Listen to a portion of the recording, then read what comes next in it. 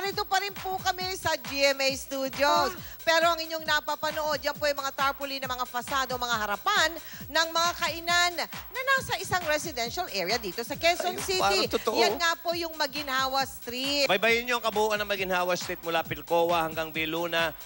Extension, more or less, may 30 gimikan, 30 kayong pagpipilian. Merong Pinoy-inspired naman na cuisine. Yan ang Cafe Quezon na nagsiserve ng pansit habhab.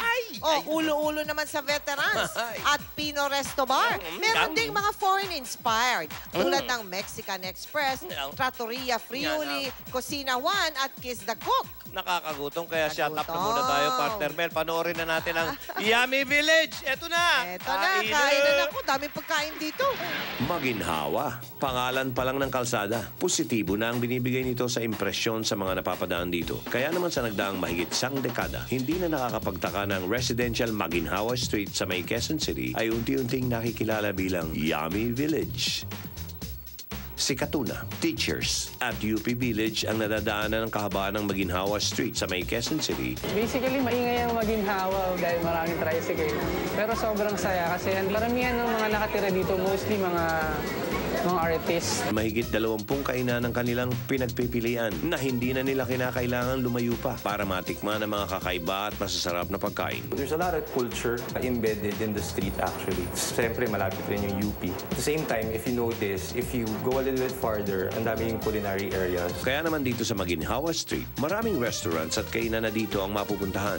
The first establishment there was Oladi store. So it was a karinderya/tindahan. So we're selling turon, sinigang, adobo. Eventually, after like 5 years, napapansin namin dumadami yung mga mini stores.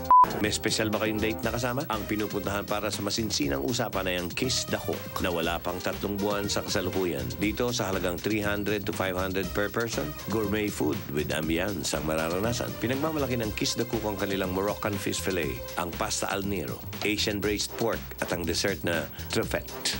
Hindi ko akalain na magiging ganito ka-successful yung restaurant. We're in the middle of crisis and we're doing well. Parang hindi tayo naapektuhan nga eh. At huli, pero hindi pa uhuli, nag-iisa at kauna-una ang Central American restaurant na Cocina Juan. Dito pinakikilala mga pagkain na popular sa Nicaragua, Guatemala at Argentina. I think that Central American simply because it's inspired by the country that I went to, which is Nicaragua. If you're coming over here, I would serve you something that's not typical so that you'll feel rewarded that you actually took that detour. Kaya kung di pa kayo nakakatikim ng churrasco, burrito con mozzarella, mint and rosemary lamb chops with chimichurri sauce sa halagang 400 to 500 pesos per meal, may experience nyo na ang lasa ng pagkain mula Central America. Carnitas. Halos araw-araw ay nakain yun, every lunch.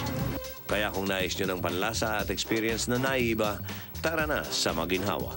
At masisihan kayo dito sa ating friendly, yummy village. Yan yan ang bago ninyong dadayuhin para sa inyong mga special occasions o kahit sa simpleng bonding moments lang. Kasama natin ang 7 sa mga gimikan sa Maginhawa Street para ipatikim ang kanilang specialty. Pamigay na yan! Pamigay na! Halika na. Oh, iba-ibang klaseng pagkain. Yung pancet isa-isang hibla lang. Huwag parts ka naman yan. Isa-isang plato. Yan. Meron tayong pizza, merong sandwich. Sarap niya. May Maginhawa, nachos, may tatandaan ko yan. barbecue.